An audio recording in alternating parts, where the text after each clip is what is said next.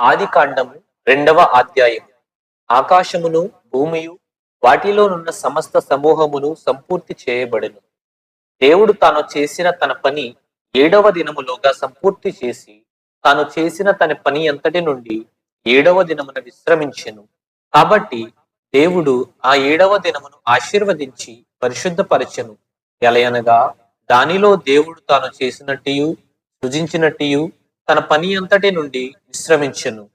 దేవుడైన యెహోవా భూమిని ఆకాశమును చేసిన దినమందు భూమ్యాకాశములు సృజించబడినప్పుడు వాటి వాటి ఉత్పత్తి క్రమము ఇదే. అది వరకు పొలమందలి ఏ పదయు భూమి మీద నుండలేదు, పొలమందలి ఏ చెట్టును మలవలేదు.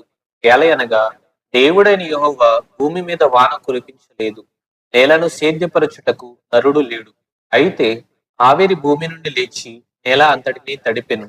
దేవుడైన యెహోవా నేలమంటితో నరుని నిర్మించి వారి నాసికా రంధ్రములలో జీవవాయువును ఊదగా నరుడు జీవాత్మ ఆయను. దేవుడైన యెహోవా తూర్పున ఏదెనులో ఒక తోట వేసి తాను నిర్మించిన నరుని దానిలో ఉంచెను. మరియు దేవుడైన యెహోవా చూపునకు రమ్యమైనదియు ఆహారమునకు మంచిదియునైన ప్రతి వృక్షమును ఆ తోట మధ్యను, జీవవృక్షమును మంచి చెడ్డల తెలివినిచ్చు వృక్షమును నేల నుండి మొలిపించెను.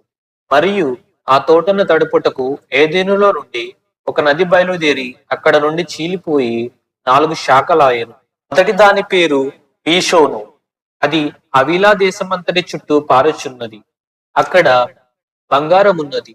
ఆ దేశపు బంగారము శ్రేష్టమైనది. అక్కడ బోళమును భూమేధికములను దొరుకును. రెండవ నది పేరు గీహోను.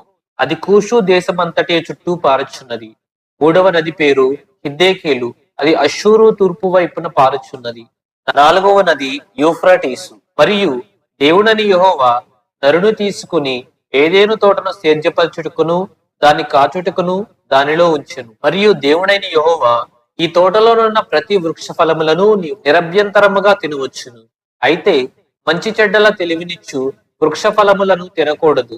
నీవు వాటిని తినుదినమున నిశ్చయముగా చచ్చెదవని నరునికి ఆజ్ఞాపించెను. మరియు దేవుడైన యెహోవా నరుడు ఒంటరిగా నుండ మంచిది కాదు, వానికి సాటి అయిన సహాయము వాని కొరకు చేయుదును అనుకొనెను. దేవుడైన యెహోవా ప్రతి భూజంతువును ప్రతి ఆకాశ పక్షిని నేల నుండి నిర్మించి ఆదము వాటికి ఏ పేరు పెట్టునో చూచుటకు అతని యొద్దకు వాటిని రప్పించెను. జీవము గల ప్రతి దానికి ఆదాము ఏ పేరు పెట్టెనో ఆ పేరు దానికి కలిగెను. అప్పుడు ఆదాము సమస్త పశువులకును ఆకాశ పక్షులకును సమస్త భూజంతువులకును పేరులు పెట్టెను. అయినను ఆదామునకు సాటి అయిన సహాయము అతనికి లేకపోయెను. అప్పుడు దేవుడైన యెహోవా ఆదామునకు గాఢ నిద్ర కలుగజేసి అతడు నిద్రించినప్పుడు అతని ప్రకటెముకలలో ఒక దాన్ని తీసి ఆ చోటును మాంసముతో పూడ్చివేశను. తరువాత దేవుడైన యెహోవా తాను ఆదాము నుండి తీసిన ప్రక్కటెముకను స్త్రీనిగా నిర్మించి ఆమెను ఆదామునందుకు తీసుకొని వచ్చెను. అప్పుడు ఆదాము ఇట్లనెను, నా ఎముకలలో ఒక ఎముక, నా మాంసములో మాంసము, ఇది నరుడిలో నుండి తీయబడెను గనుక నారీ అనబడును.